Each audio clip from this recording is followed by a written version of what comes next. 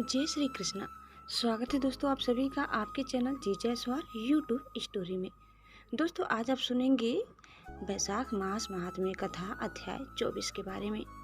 हरि व्यापक सर्वत्र समाना, प्रेम ते प्रकट होए मैं जाना। अर्थात भगवान सब जगह समान रूप से व्यापक है, प्रेम से वे कहीं भी प्रकट हो जाते हैं। दोस्तों भगवान श्री कृष्ण की कृपा आप सभी पर सदैव बनी रहे। आइए हम आगे बढ़ते हैं और कथा को श्रवण करते हैं। मैथिला ने कहा, हे ब्राह्मण, देवताओं द्वारा बताई गई और काम की पत्नी द्वारा की गई अशून्या सन शयन व्रत की विधि का विस्तार से वर्णन करें। उसका धर्मार्थ उपहार क्या है, प्रक्रिया क्या है, कैसे करनी है पूजा, इसका लाभ क्या है। हे ब्राह्मण, इसका वर्णन करो, मैं सुनने के लिए बहुत उत्सुक हूँ। श्रुत देव ने कहा, एक बार फिर सुनो, मैं अशून्या शयन नामक व्रत का वर्णन करूंगा जो सभी पापों का नाश करने वाला है और जिसे हरि ने राम से सुनाया था। यदि वह व्रत किया जाता है तो बादलों की चमक वाले देव के भगवान, ब्रह्मांड के भगवान, सभी पापों का नाश करने वाले लक्ष्मी के पति प्रसन्न होते हैं। हे राजन, यदि कोई व्यक्ति पापों को नष्ट करने वाले इस व्रत को नहीं करता है और गृहस्थ जीवन व्यतीत करता है तो वह उसके लिए फलहीन होता है। हे राजन, श्रावण मास के शुक्ल पक्ष की द्वितीय तिथि को अशून्य शयन नाम का यह उत्तम व्रत करना चाहिए। जब 4 महीने आ जाएं तो मनुष्य को नियमित रूप से केवल हव्य से ही खाना चाहिए। हे भगवान, पारण 4 महीनों के दौरान पूरा किया जाना चाहिए। ब्रह्मांड के भगवान जनार्दन की पूजा लक्ष्मी के साथ की जानी चाहिए। जब पारण का दिन आता है तो बड़े परिवार वाले ब्राह्मण को 4 प्रकार के खाद्य पदार्थ उपहार के रूप में देने चाहिए। भगवान की मूर्ति सुंदर और सोने या चांदी से बनी होनी चाहिए। भगवान को पीले वस्त्र पहनाए जाएंगे और सिल्वन मालाओं से सजाया जाएगा। मूर्ति उत्तम ढंग से बनी होनी चाहिए। भक्त को पुरुषोत्तम की पूजा सुगंधित सफेद फूलों से करनी चाहिए। पूजा के साथ सैया, वस्त्र, ब्राह्मणों को भोजन कराना, जोड़ों को भोजन कराना और आर्थिक उपहार देना चाहिए। इस प्रकार 4 महीनों के दौरान जनार्दन की पूजा करने के बाद भक्त को मार्गशीर्ष से शुरू होने वाले महीनों में पहले की तरह हरि की पूजा करनी चाहिए। उसे लाल रंग और रुक्मणी सहित हरि का ध्यान करना चाहिए। इस प्रकार उसे चैत्र से शुरू होने वाले 4 महीनों के दौरान भगवान की पूजा करनी चाहिए। फिर उसे भक्तिपूर्वक भूमि के साथ स्थित भगवान, पापों से रहित भगवान और सनंदन और अन्य ऋषियों द्वारा स्तुति की गई भगवान की पूजा करनी चाहिए। आषाढ़ माह की द्वितीय तिथि को पूजा समाप्त करनी चाहिए। उसे 8 अक्षरों वाले मंत्र के साथ शुभ अग्नि में होम करना चाहिए। हे राजन, मार्गशीर्ष से आरंभ होने वाले महीनों के पारण में भक्त को विष्णु गायत्री से होम करना चाहिए। चैत्र से शुरू होने वाले महीनों की प्रक्रिया पर ध्यान दें। उसे पौरुष मंत्र के साथ शुभ अग्नि में होम करना चाहिए। पंचामृत, दूध का हलवा और घी में पकाया हुआ मीठा पाई होना चाहिए। सामग्री इसी क्रम में दी जानी चाहिए। मूर्तियों के लिए नोट करें। उसे लक्ष्मी नारायण की एक स्वर्ण मूर्ति देनी चाहिए। उसे बीच में परम आत्मान कृष्ण की एक सुनहरी छवि देनी चाहिए। अंत में उसे पुण्यात्मा वराह की एक चांदी की मूर्ति देनी चाहिए। फिर उसे केशव से शुरू होने वाले नाम वाले ब्राह्मणों को भोजन कराना चाहिए। अपनी आर्थिक स्थिति के अनुसार उन्हें वस्त्र और आभूषणों के जोड़ों से सम्मानित करके उनकी पूजा करनी चाहिए और उन्हें घी में पकाई हुई मीठी टिक्कियाँ भेंट करनी चाहिए। उसे इन्हें 12 ब्राह्मणों को अर्पित करनी चाहिए। फिर उसे पहले से बनी हुई छवि उपदेशक को देनी चाहिए। पहले की योजना के अनुसार बिस्तर पूर्ण और सभी आभूषणों से सुसज्जित होना चाहिए। उस पर महान देवता लक्ष्मी नारायण की विधिवत पूजा की जानी चाहिए। इसे एक उत्कृष्ट ब्राह्मण, एक बड़े परिवार वाले वैष्णव को एक बेल, धातु के बर्तन और कई मीठे पकौड़ों के साथ दिया जाना चाहिए। उपहार में वस्त्र, आभूषण के साथ साथ आर्थिक उपहार भी देना चाहिए। उसे अन्य ब्राह्मणों की भी विधिवत पूजा करनी चाहिए और उन्हें भोजन कराना चाहिए। उपहार का मंत्र है, जैसे आपका बिस्तर हे जनार्दन लक्ष्मी से रहित नहीं है, वैसे ही हे केशव, इस दान के पुण्य से मेरा बिस्तर भी खाली न हो। देवाधिदेव से इस प्रकार अनुरोध करने के बाद उसे अपना भोजन स्वयं ग्रहण करना चाहिए। यह व्रत कोई पुरुष, पतिव्रता स्त्री या विधवा कोई भी कर सकता है। यह उत्तम व्रत अशून्या शयन के लिए किया जाना चाहिए। इस प्रकार हे श्रेष्ठ राजा, यह व्रत आपको विस्तार पूर्वक सुनाया गया है। जब जगन्नाथ प्रसन्न होंगे तो विभिन्न प्रकार की संतानें होंगी। जब देवराज प्रसन्न हो जाते हैं तो देवताओं के लिए भी दुर्गम हो जाते हैं। अतः मनुष्य को हर प्रकार से यह व्रत करना चाहिए। विष्णु के महान क्षेत्र में जाने की इच्छा रखने वाले व्यक्ति को इसे अवश्य करना चाहिए। इस प्रकार मेरे द्वारा सब कुछ वर्णित किया गया है। आप और क्या सुनना चाहते हैं? उनके ऐसा कहने पर साधु राजा ने ऋषि से एक बार फिर अनुरोध किया। बैसाख महीने में छाते के दान की महिमा का विस्तार से वर्णन करें। बैसाख मास के लिए बताए गए पवित्र अनुष्ठानों को सुनकर मेरी तृप्ति नहीं होती। वे शुभता के लिए अनुकूल है। उनके ये यश प्रदान करने वाले और पुण्य बढ़ाने वाले वचन सुनकर परम यशस्वी श्रुतदेव ने बड़े भाग्य से उत्तर दिया। श्रुतदेव ने कहा, जो मनुष्य सूर्य की तपिश से तपते हुए सज्जन पुरुषों को धूप से बचाते हैं, उनका पुण्य अनंत है। इस संदर्भ में वे बैसाख के पवित्र संस्कारों से संबंधित प्राचीन पारंपरिक कथा का हवाला देते हैं। यहाँ वह घटना है जो पहले कृत युग में घटी थी।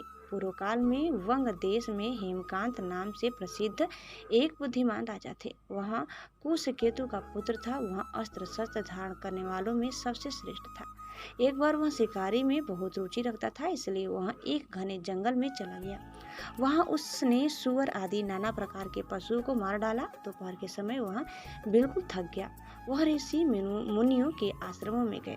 उस समय सतारसी नामक अच्छे पवित्र संस्कार वाले ऋषि ध्यान में लगे हुए थे। बाहर क्या हो रहा है इसकी उन्हें बिल्कुल भी जानकारी नहीं थी। उन ब्राह्मणों को निश्चल देखकर राजा क्रोधित हो गया और उन्हें मारने पर उतारू हो गया। उस समय 10,000 शिष्यों ने राजा को रोक लिया। हे दुष्ट मन वाले, हमारी बातें सुन। हमारे गुरु ध्यान में लगे हुए हैं। बाहर क्या होता है उन्हें कुछ भी पता नहीं चलता, अतः तुम्हें क्रोधित होना शोभा नहीं देता। तब क्रोध से उत्तेजित होकर उन्होंने शिष्यों से ये शब्द कहे, हे ब्राह्मणों, मैं अपनी यात्रा में थक गया हूँ। मेरे साथ आतिथ्य सत्कार करो।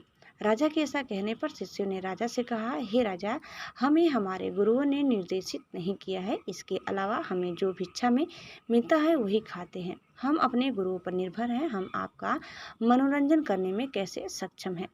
शिष्य द्वारा मना करने पर राजा ने उन्हें मारने के लिए अपना धनुष उठा लिया। इन्हें मैंने विभिन्न तरीकों से जानवरों, लुटेरों आदि से होने वाले खतरों से बचाया है। अब वे जिन्हें मेरे द्वारा मौद्रिक उपहार दिए गए थे, वे मुझे सिखाने की कोशिश करते हैं। ये कृतघ्न और अत्यधिक घमंडी होते हैं। वे जानलेवा हमलावर हैं। यदि मैं उन्हें मार भी दूं तो भी कोई हानि नहीं है। इस प्रकार क्रोधित होकर उसने अपने धनुष से बाण छोड़ना प्रारंभ कर दिया। जब वे भागे तो उसने उनका पीछा किया। इस प्रकार उसने 300 शिष्यों को मार डाला। भयभीत होकर वे आश्रम छोड़कर तेजी से भाग गए। जब शिष्यों को भगा दिया गया तो दुष्ट मानसिकता वाले सैनिकों ने आश्रम में रखी विभिन्न वस्तुओं को बलपूर्वक जब्त कर लिया और उन्हें खा गए। इसमें उन्हें स्वयं राजा द्वारा प्रोत्साहित किया गया था। इसके बाद दिन के अंत तक राजा अपनी सेना सहित नगर में लौट आए। अपने पुत्र की हरकत के बारे में सुनकर कुशकेतु ने अपने पुत्र को बहुत कड़ी फटकार लगाई। चूंकि वह धैर्यहीन था और राज्य के लिए अनुपयुक्त था, इसलिए राजा ने उसे नगर के साथ साथ अपनी भूमि से भी निकाल दिया। हे राजन, अपने पिता द्वारा निर्वसित किए जाने पर राजा हेमकांत अत्यधिक हतप्रभ हो गए। वह घने जंगल में प्रवेश कर गया और हत्या से बहुत पीड़ित था। वह काफ़ी समय तक मनुष्य विहीन घने जंगल में रहा। उन्होंने शिकारियों की प्रथा का पालन किया और अपना भरण पोषण किया। वह अस्थायी रूप से कहीं भी नहीं रह सकता था, क्योंकि हत्याओं द्वारा उसका लगातार पीछा किया जाता रहा। इस प्रकार उस दुराचारी को 28 वर्ष व्यतीत हो गए। एक बार तित्र नाम के एक महर्षि अपनी तीर्थ यात्रा के दौरान उस जंगल में आए। यह बैसाख का महीना था और दोपहर का समय था और सूर्य प्रचंड रूप से चमक रहा था। जैसे जैसे वह आगे बढ़ रहा था, वह सूर्य की गर्मी से पीड़ित था और प्यास से अत्यधिक पीड़ित था। वह ऐसे स्थान पर मूर्छित हो गया जहाँ कोई वृक्ष नहीं था। भाग्यवश राजा हेमकांत ने चित्र नामक महान ऋषि को देखा। थकान से व्याकुल होकर वह बेहोश हो गया था। वह प्यास के कारण बहुत व्याकुल था। आधार राजा को उस पर दया आ गई। उन्होंने पलाश वृक्ष की पत्तियों से एक छाता बनाया और उसे ऋषि के सिर से ऊपर रखकर धूप से बचाया। उसने उसे लौकी में रखा, थोड़ा पानी दिया। इस सेवा से ऋषि को चेतना वापस आ गई। उन्होंने पत्तों से बना छाता पकड़ रखा था जो उस छतरी ने उन्हें सौंपा, जिससे वह थकान से उबर गए। वह एक निश्चित गांव में गया और इंद्रियों की नियमित कार्यप्रणाली को पुनः प्राप्त कर लिया। उस पुण्य कर्म की शक्ति से 300 ब्रह्म हत्याएं तुरंत नष्ट हो गई। वह एक नेक दिल इंसान बन गया। तब शक्तिशाली योद्धा हेमकांत आश्चर्यचकित हो गए। मैं विभिन्न तरीकों से पीड़ित हुआ हूँ। वे ब्रह्म हत्याएं कहाँ गई? वे कैसे चले गए? क्या उन्हें किसी ने दूर किया है? इसका कारण क्या है? वह ब्रह्म हत्या से मुक्ति के विषय में इस प्रकार सोच रहा था। जब राजा इस कारण से अनभिज्ञ खड़ा था, तब यम के दूत जंगल में रह रहे थे। इस उच्चात्मा हेमकांत को ले जाने के लिए वहां आए। उन्होंने इस नेक दिल इंसान की जान लेने के लिए उसे पेचिश से बीमार कर दिया। मृत्यु पीड़ा से व्याकुल होकर उसने 3 प्राणियों को देखा जो सिर पर बाल लिए हुए भयानक थे। वे यम के दूत थे जो उनमें भय पैदा कर रहे थे। उसके कर्मों पर विचार करके राजा तब चुप रह गया। छाते के दान के फलस्वरूप हे राजन, उसे विष्णु की याद आ गई। उसे याद करके महाविष्णु ने अपने सभी भिक्षसेन से कहा, तुम जल्दी जाओ और यम के दूतों को रोको। हेमकांत की रक्षा करें जो वैशाख से संबंधित पवित्र अनुष्ठान में लगे हुए थे। तुम उसके नगर में जाओ और मेरे इस भक्त को पापों से मुक्त करके इसके पिता को सौंप दो। मेरे द्वारा कहे गए इन शब्दों के माध्यम से कुशकेतु को प्रबुद्ध करे। चाहे कोई सभी धर्मों से रहित हो या ब्रह्मचर्य आदि से रहित हो, यदि वह वैशाख धर्म में संलग्न है तो वह निसंदेह मेरा पसंदीदा होगा। यद्यपि आपके पुत्र ने घोर अपराध किए थे, फिर भी वह ऋषि को बचाने में लगा हुआ था। चूंकि उसने वैशाख महीने में छाते का दान किया है, इसलिए वह अपने पापों से मुक्त हो गया है। इसके बारे में कोई संदेह नहीं है। उस पुण्य कर्म की शक्ति से वह शांत, दंत और शिरायुष बन गया है। वह वीरता, उदारता आदि गुणों से संपन्न है तथा अच्छे गुणों में आपके ही समकक्ष है। इसीलिए इस शक्तिशाली राजकुमार को राज्य के प्रशासन में स्थापित करें। हे श्रेष्ठ राजा, आज्ञा करो कि उसे विष्णु ने इस प्रकार निर्देशित किया है। हेमकांत को उसके पिता के पास छोड़ दो और मेरे पास वापस आ जाओ। भगवान द्वारा इस प्रकार आदेश दिए जाने पर महाबली भिक्षसेन हेमकांत के पास आए और यम के दूतों को रोका। उसने अपने शुभ हाथ से राजा के अंगों को छुआ। भगवान के भक्त के संपर्क की शक्ति से वह एक पल में सभी बीमारियों से मुक्त हो गया। भिक्षसेन ने उनके साथ उनके नगर को चले गए। उसे देखकर महाबली कुशकेतु आश्चर्यचकित हो गए। उसने श्रद्धापूर्वक अपना सिर झुकाया और जमीन पर लेट गया। वह परमेश्वर के सेवक को अपने निवास में ले गया। उन्होंने नाना प्रकार की प्रार्थनाओं से उनकी स्तुति की। उसने उसकी बड़ी समृद्धि से उसकी पूजा की। उससे प्रसन्न होकर महाबली भिक्षसेन ने उसे वह सब कुछ बता दिया जो पहले विष्णु ने हेमकांत के संबंध में उससे कहा था। यह सुनकर कुशकेतु ने अपने पुत्र को राज्य में स्थापित कर दिया। भिक्षसेन की अनुमति से वह अपनी पत्नी सहित वन में प्रविष्ट हुआ। हेमकांत से आदरपूर्वक विदा लेने के बाद भिक्षसेन श्वेतद्वीप चले गए। बुद्धिमान और नेक दिमाग वाले भिक्षसेन विष्णु के पक्ष में लौट आए। इसके बाद राजा हेमकांत ने वैशाख से संबंधित सभी पवित्र अनुष्ठान किए जिससे विष्णु का कल्याण हुआ और वे प्रसन्न हुए। वह हर वर्ष उन पवित्र संस्कारों को करता था। वह ब्राह्मणों का पसंदीदा संरक्षक था और सदाचार के मार्ग का सख्ती से पालन करता था। वह शांत था। उसने सभी इंद्रियों और मन को अपने वश में कर लिया। वह सभी प्राणियों पर दयालु थे। वह सभी यज्ञों में दीक्षित थे। वह सारी समृद्धि से फला फूला। वह पुत्रों पौत्रों आदि से घिरा हुआ था। सभी सांसारिक सुखों का आनंद लेने के बाद उसने विष्णु लोक को प्राप्त किया। मुझे वैशाख से संबंधित किसी अन्य पवित्र अनुष्ठान के बराबर कोई पवित्र अनुष्ठान नहीं दिखता। इस संबंध में प्रयास सुखद है। वे प्रचुर पुण्य के कारण है। वे पापों के ईंधन में आग के समान है। वे आसानी से पहुँच योग्य हैं। वे धर्म से लेकर मोक्ष तक जीवन के सभी लक्ष्यों के दाता है। दोस्तों इस प्रकार कथा हम यही समाप्त करते हैं। आपको हमारी आज की कथा कैसी लगी कमेंट करके ज़रूर बताइए। चैनल में नए हैं तो प्लीज़ लाइक शेयर और सब्सक्राइब करना न भूलें। धन्यवाद।